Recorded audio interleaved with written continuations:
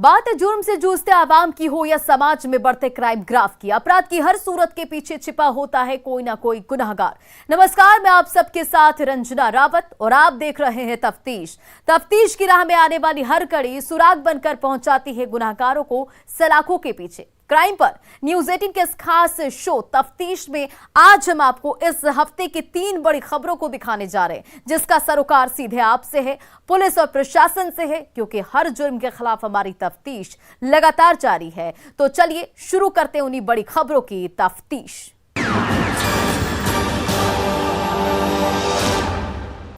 वो बहू को बेटे के लिए टॉर्चर करता था, वो उसे तरह तरह के ताने सुनाता था। वो ससुर नहीं, शैतान था, जिसकी खौफनाक साजिश से उसका बेटा भी अनजान था। लेकिन जब उसने बेटे की चाहत में जल्लाद बनकर रिश्तों के कत्ल की डरावनी स्क्रिप्ट लिखी तो गांव से लेकर शहर तक सनसनी फैल गई और पुलिस तफ्तीश में जुट गई। देखिए इस रिपोर्ट में शैतान ससुर की खौफनाक साजिश का पूरा सच। बेटे के लिए शैतान बना ससुर, बेरहमी से बहू का किया कत्ल, कुल्हाड़ी से उतारा मौत के घाट।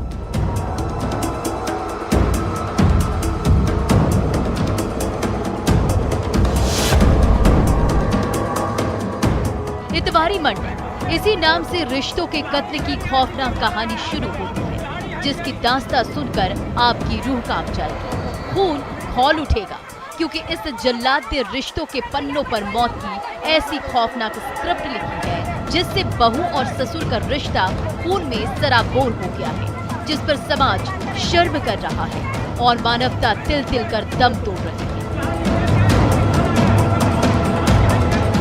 जी हाँ, गिरिडीह जिले के सरिया थाने की पुलिस कस्टडी में दिख रहा यही वो जल्लाद है, जिसने यमराज बनकर अपने हाथों से अपनी बहू का कत्ल किया है, जिसके बाद घर के आंगन में मातमी सन्नाटा पसरा हुआ है। लोगों का हुजूम उमड़ा पड़ा है। जो भी इस खौफनाक वारदात के बारे में सुन रहा है वो उल्टे पांव दौड़े चला रहा है।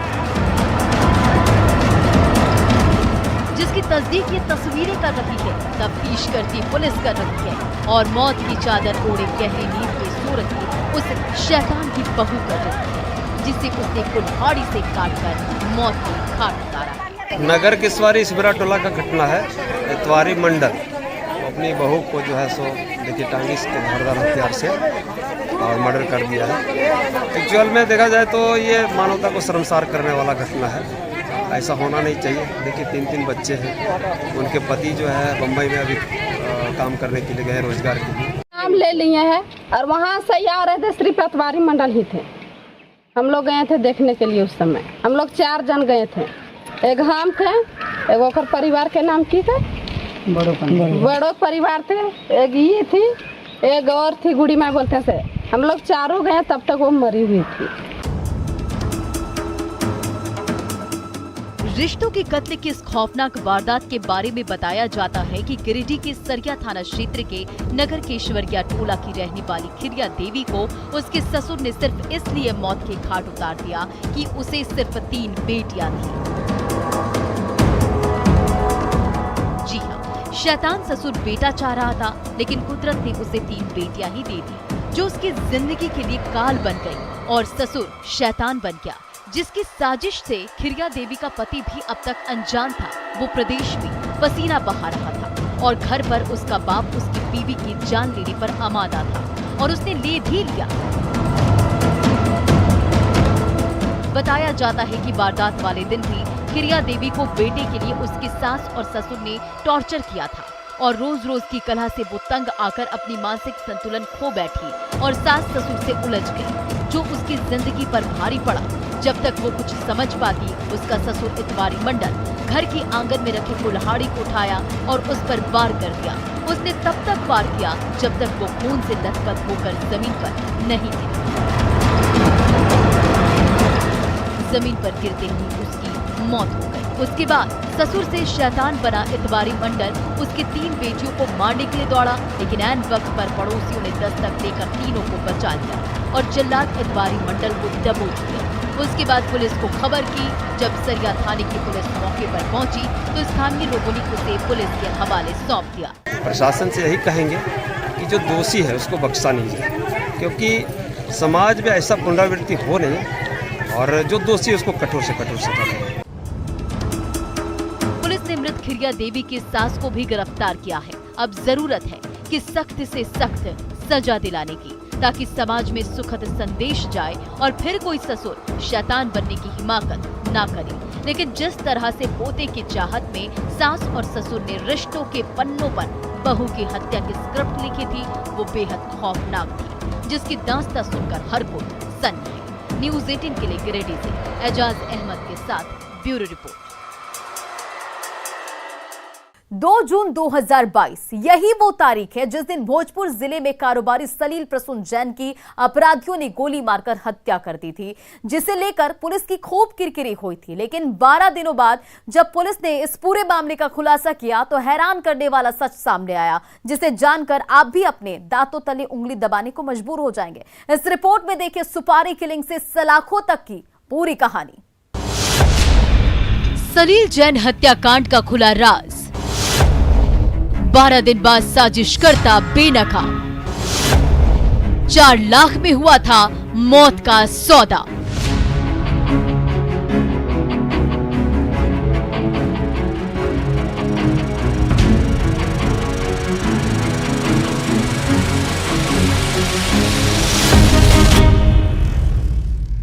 संगम प्रसून जैन, यही वो नाम है और यही वो चेहरा है जिससे सलील प्रसून जैन की हत्या की साजिश की कहानी शुरू होती है। रिश्ते में तो ये मृतक सलील प्रसून जैन का अपना सगा भाई है, लेकिन इसने रिश्तों के पन्नों पर जो सुपारी किलिंग की खौफनाक खूनी कहानी लिखी है वो बेहद चौंकाने वाली है, जिसकी सच्चाई सुनकर पुलिस भी दंग है।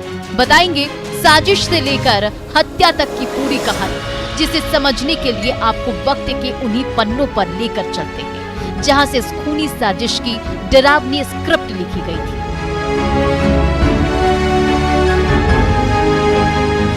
2 जून 2022 यही वो तारीख है जिस दिन आरा जेल रोड में इलेक्ट्रॉनिक व्यवसायी सलील प्रसून जैन की अपराधियों ने गोली मारकर हत्या कर दी थी। हर रोज की तरह सलील प्रसून जैन सुबह के करीब 9:30 बजे अपनी दुकान खोलकर बैठे थे।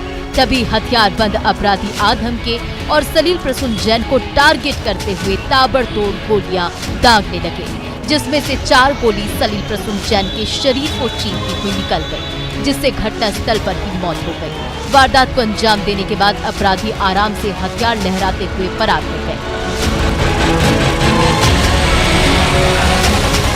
फायरिंग की आवाज सुनकर घटनास्थल पर भीड़ जुट गई। इतने में परिजन भी मौत की गोली की आवाज सुनकर नीचे आ गए। खून से लथपथ पड़े व्यवसायी को आनन फानन में डॉक्टर के पास लेकर, जहां चिकित्सकों ने मृत घोषित कर दिया। तब तक परिजन हत्या के पीछे की साजिश से अनजान थे। उस वक्त परिवार के साथ संगम प्रसून जैन भी दुख की घड़ी में भाई की मौत पर घड़ियाली आंसू बहा रहा था और किसी दुश्मनी से इनकार कर रहा था। हमने किसी को नहीं देखा भैया, न पहले से कोई विवाद भी था कुछ? हमको कोई जानकारी नहीं है। किसी का शक? हम इस पर कुछ नहीं कहेंगे। इसी बीच टाउन थाने की पुलिस भी मौके वारदात पर पहुंच गई और मृतक कारोबारी की पत्नी रत्ना जैन के फर्द बयान पर मामला दर्ज कर तफ्तीश में जुट गई। शुरुआती दौर में ये केस बिल्कुल ब्लाइंड था, लेकिन जैसे जैसे जांच की दिशा आगे बढ़ रही थी वैसे वैसे पुलिस साजिशकर्ता के गिरेबान के करीब पहुंच रही थी। जांच के दौरान ही पुलिस को सीसीटीवी फुटेज हाथ लगी जो अपराधियों के लिए काल साबित हुई। पुलिस ने पहचान कर सबसे पहले 2 आरोपियों को गिरफ्तार किया। जब सख्ती से पूछताछ शुरू की गई तो उसने हत्या के पीछे की पूरी साजिश पुलिस को बता दिया, जिसमें एक नाम ऐसा था जिसे सुनकर पुलिस सन्न रह गई। वो नाम था संगम प्रसून जैन। कार्रवाई का सिलसिला जब चला तो एक जो अनुसंधान की गति थी वो घर की तरफ थी। तो घर में इनके जो छोटे भाई सलील जैन के जो छोटे भाई हैं संगम प्रसून जैन, उनके संलिप्तता के बारे में जो अपराधी पकड़े गए उन लोगों ने बताया कि उन्हीं के द्वारा हत्या कराई गई सुपारी देकर। उसके बाद पुलिस ने गिरफ्तार दोनों अपराधियों की निशानदेही पर मृतक सलील प्रसून जैन के छोटे भाई संगम प्रसून जैन को उठाया। उसके बाद पुलिस ने सख्ती से पूछताछ शुरू की। तो उसने अपना जुर्म कबूल करते हुए बताया कि उसी ने 4 लाख रुपए की सुपारी देकर भाई के नाम मौत की लॉटरी निकाली थी, जिसे अंजाम तक पहुंचाने के लिए शूटर 23 मई 2022 से प्लानिंग कर रहे थे।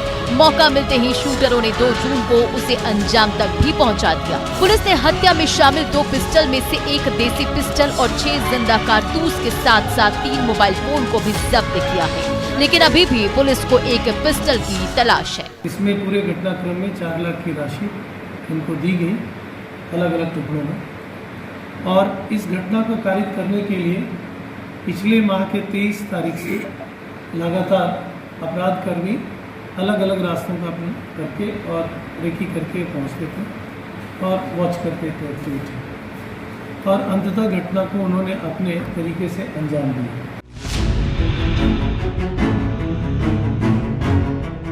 संगम प्रसून जैन की गिरफ्तारी के बाद पुलिस ने 2 और अपराधियों को गिरफ्तार किया, जो हत्या में लाइनर की भूमिका निभा रहे थे। इस तरह पुलिस ने हत्या में शामिल 7 में से 5 आरोपियों को गिरफ्तार कर लिया है, जबकि 2 आरोपी अभी भी पुलिस की गिरफ्त से बाहर हैं, जिनकी गिरफ्तारी को लेकर पुलिस जगह जगह छापेमारी कर रही है। पुलिस ने जिन 5 लोगों को गिरफ्तार किया है, उसमें जेल रोड निवासी मृतक सलील प्रसून जैन का छोटा भाई संगम प्रसून जैन, बिहिया के पहाड़पुर निवासी अविनाश पांडे, नगर थाना के खेताड़ी मोहल्ला निवासी मोहम्मद इस्लाम, नगर थाना के भलुहीपुर निवासी मोहम्मद शहजाद और नगर थाना के कुरहट्टी निवासी महफूज उर्फ विक्की शामिल है। पुलिस ने बताया कि मृतक सलील प्रसून जैन के छोटे भाई ने कबूल किया है कि उसी ने संपत्ति के लालच में आकर अपने भाई की हत्या की साजिश रची थी, जिसे शूटर अविनाश पांडे ने अपने साथियों के साथ मिलकर अंजाम तक पहुंचाया, जिसमें मोहम्मद इस्लाम, मोहम्मद शहजाद और महफूज उर्फ विक्की ने लाइनर की भूमिका निभाई थी। संगम प्रसून जैन ने भी अपनी बातों को सहजता के साथ स्वीकार किया कि एक गलती थी जो मुझसे हो गई और संपत्ति के लोभ में हुआ और पारिवारिक उलझनों के कारण हुआ।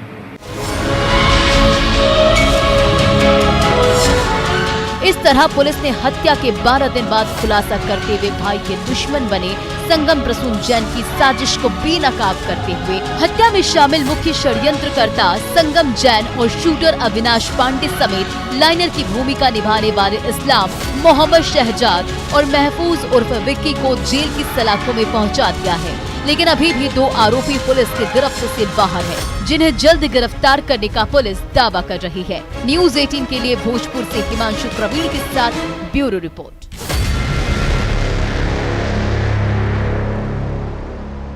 कटिहार पुलिस ने एक ऐसे कुख्यात और उसके गुर्गे को गिरफ्तार किया है जिसका खौफ सीमांचल से लेकर पश्चिम बंगाल तक फैला हुआ था। पिछले 12 सालों में पुलिस की आंखों में धूल झोंककर अपराध की दुनिया में जुर्म की नई इबारतें लिख रहा था, पुलिस को खुली चुनौती दे रहा था, लेकिन इस बार उसका दांव उल्टा पड़ गया और पुलिस ने उसके हाथों में हथकड़ी पहना दिया। कौन है वो मोस्ट वांटेड, जानने के लिए देखिए ये रिपोर्ट। सीमांचल का मोस्ट वांटेड गिरफ्तार, पिछले 12 सालों से चल रहा था फरार, कटिहार से पश्चिम बंगाल तक था खौफ।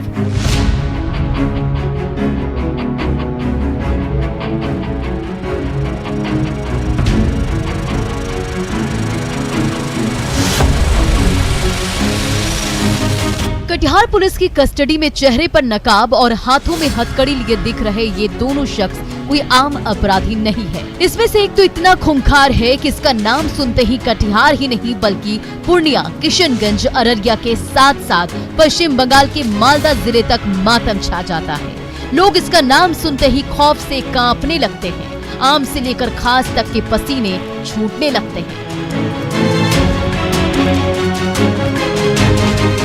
जरायम की दुनिया में इसने ऐसी खूनी इबारत लिखी है कि इसकी दास्तां सुनकर एक बार यमराज भी कांप जाए। जी हाँ, उस खूंखार और कुख्यात अपराधी का नाम है मोहम्मद जमील अख्तर। सीमांचल में खौफ और दहशत का यही वो नाम है जिसने 2010 में हथियार उठाया था। उसके बाद इसने पीछे मुड़कर कभी नहीं देखा, कत्ल करता गया, आगे बढ़ता गया, अपराध की दुनिया में अपना नाम कमाता गया। दहशत कायम करता गया। पुलिस की क्राइम डायरी में कांड दर्ज होते गए और ये पुलिस वालों की आंखों में धूल झोंककर बेखौफ होकर खूनी वारदात को अंजाम देता गया। जी हाँ, यही हकीकत है। दूसरा अपराधी इसका सहयोगी है जो हाल ही में उसके गैंग को ज्वाइन किया था, जिसका नाम है मोहम्मद समीर। दोनों कटिहार जिले के ही रहने वाले हैं। जो बारसोई अनुमंडल है और उसके जो सीमावर्ती जो क्षेत्र है, तो किशनगंज थाना, ये हमारा जो पूर्णिया का, फिर उसके बाद जो है बंगाल का, ये पूरे क्षेत्र में एक बहुत ही दुर्दांत अपराधी है जिसको कि 4 महीने से हम लोग लगे हुए थे और ये काफ़ी शातिर है। ये मोबाइल का यूज जो है वो बहुत ही शातिराना ढंग से करता है। तो ये अपराधी है मोहम्मद जमील और इसका एक सहयोगी है मोहम्मद समीर। दोनों को पुलिस ने बिल्कुल फिल्मी स्टाइल से गिरफ्तार किया है। ये दोनों इतना शातिर थे कि अपराध के घटना को अंजाम देने के बाद मोबाइल स्विच ऑफ कर लेते थे और हमेशा अक्सर अपना ठिकाना बदलते रहते थे। मोस्ट वांटेड मोहम्मद जमील अख्तर ज्यादातर वारदातों को बिहार, बंगाल से सटे हुए सीमा पर ही अंजाम देता था, ताकि बंगाल में अपराध करने के बाद बिहार में पनाह ले सके और बिहार में घटना को अंजाम देने के बाद बंगाल फरार हो सके। लेकिन इस बार इसका दांव उल्टा पड़ गया और तेलता थाना क्षेत्र में आपराधिक वारदात को अंजाम देने से पहले ही गुप्त सूचना के आधार पर पुलिस ने कुख्यात जमील और उसके सहयोगी समीर को दबोच लिया। हालांकि इस दौरान अन्य अपराधी भागने में सफल रहा, जिनकी गिरफ्तारी को लेकर पुलिस लगातार छापेमारी कर रही है। सूचना मिली कि कुछ अपराधी जो है तेलता ओपी के अंतर्गत कुछ जमावड़ा लगाए हुए हैं। एक व्यवसायी के घर जो है पुनः एक लूट की प्लानिंग ये लोग कर रहा था, तो उसमें जो है हम लोग को उनको घेर करके जो है सफलता मिली। हम लोग को वहाँ पे जो भी हमारे सोर्स थे उन लोगों ने भी मदद की।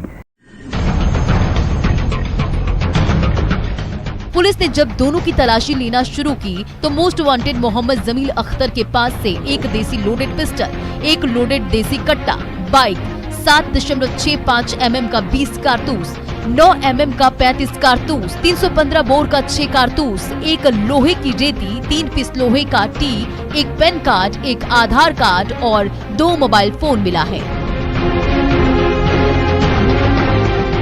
इतने बड़े पैमाने पर बुलेट मिलने के बाद पुलिस मामले को अवैध हथियार और कारतूस की तस्करी से भी जोड़कर देख रही है और इसी एंगल से जमील के जुर्म की प्रोफाइल को भी खंगाल रही है। इसमें एक लोडेड पिस्टल है, लोडेड कट्टा है, 2 मैगजीन है जो लोडेड है और काफ़ी मात्रा में कारतूस है।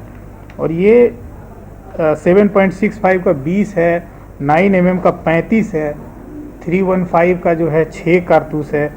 और जो आजमनगर जो सालबारी में जो घटना हुई थी अभी CSP में, वहाँ उसका टैब भी इन लोग लेके गए थे, तो वो टैब भी जो है इसमें बरामद किया गया है। पुलिस ने जब सख्ती से पूछताछ किया तो परत दर परत सारा राज खुलते गया।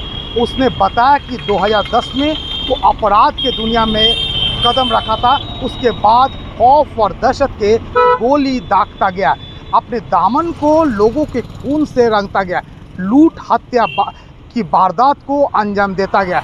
इन 12 सालों में कई बार वो जेल भी गया, लेकिन जेल से बाहर निकलते ही फिर वो अपराध के घटना को अंजाम देना शुरू कर दिया। इन 12 सालों में वो कई बार जेल भी गया, लेकिन जेल से बेल पर बाहर निकलते ही फिर से वो अपराध का खेल शुरू कर देता था।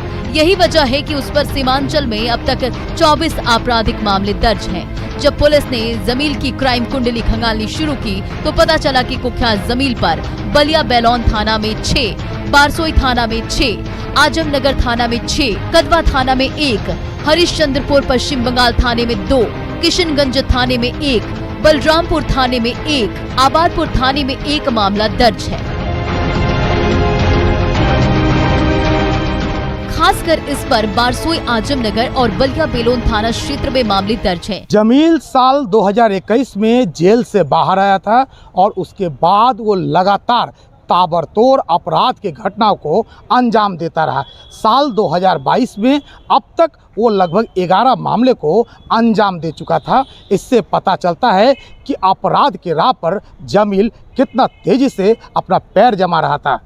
काफ़ी एक दुर्दांत अपराधी था, इसके पीछे हम लोग बहुत दिनों से लगे हुए थे और इसमें जो है हमारी टीम को सफलता मिली है। इससे आप अंदाजा लगा सकते हैं कि मोहम्मद जमील अख्तर सीमांचल का कितना बड़ा अपराधी था, जिसकी गिरफ्तारी को लेकर पुलिस पिछले 4 महीने से एड़ी चोटी का जोर लगा रही थी। अब पुलिस ने राहत की सांस ली है और उम्मीद जता रही है कि सीमांचल में आपराधिक वारदातों में कमी आएगी।